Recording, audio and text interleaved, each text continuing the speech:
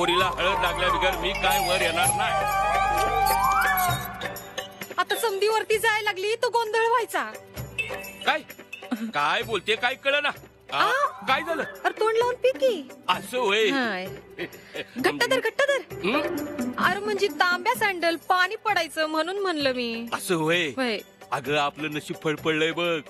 चांगली मालदार पार्टी आहे. 400 एकर जमीन आहे. 200 गायी आहेत आणि एक रेडकू. ते पोरगा.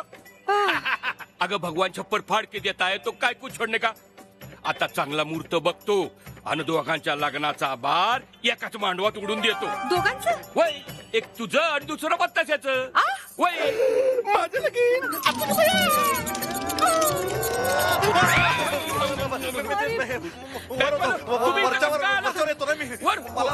तुम्हाला वर पाठवतो थांबा. नाही सोडत